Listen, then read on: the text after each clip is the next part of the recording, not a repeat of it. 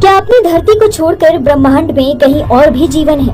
ये एक ऐसा सवाल है जिसने शायद इंसानों में समझ विकसित होने के साथ ही उसे बार बार उत्सुक किया है। सैकड़ों सालों से इस दिशा में काम भी चल रहा है। अब ऐसी कोई एलियन लाइफ को लेकर प्रॉमिसिंग हिंट मिले हैं, यानी बहुत हद तक संभव है कि हम जल्द दूसरे ग्रह पर जीवन को खोज लेंगे।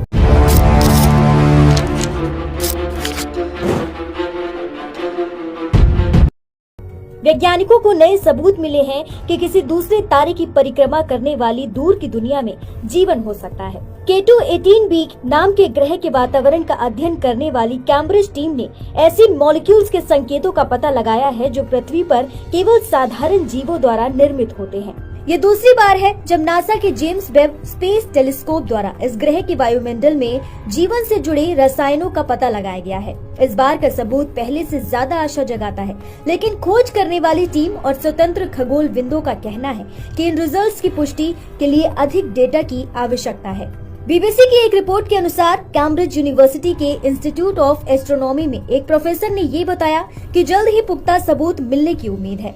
प्रोफेसर ने कहा कि ये अब तक का सबसे मजबूत सबूत है कि संभवतः वहाँ जीवन है। मैं वास्तविकता से कह सकता हूँ कि हम 1 से 2 साल के भीतर इस संकेत की पुष्टि कर सकते हैं।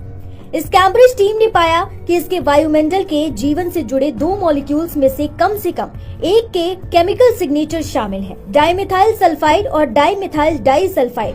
अपनी पृथ्वी पर ये गैसें समुद्री फाइटोप्लैंक्टन और बैक्टीरिया द्वारा उत्पन्न होती हैं। इसी से उम्मीद लगाई जा रही है कि K2-18b ग्रह के वायुमंडल में भी ऐसे ही जीवन हो सकता है। अब आपको बताते हैं कि K2-18b क्या है। आपके जहन में ये सवाल आ सकता है कि ये ग्रह है कहाँ और क्या ये अपनी धरती की तरह ही है। दरअसल K2-18b पृथ्वी से 2.5 गुना बड़ा है और हमसे 700 अरब मील दूर है। K2-18b एक छोटे से लाल सूरज की परिक्रमा करता है। वहीं जिस टेलीस्कोप से ये सब खोज की जा रही है वो JWST इतना शक्तिशाली है कि ये K2-18b ग्रह के वायुमंडल की रासायनिक संरचना का विश्लेषण उस प्रकाश से कर सकता है जो छोटे लाल सूरज से होकर गुजरता है।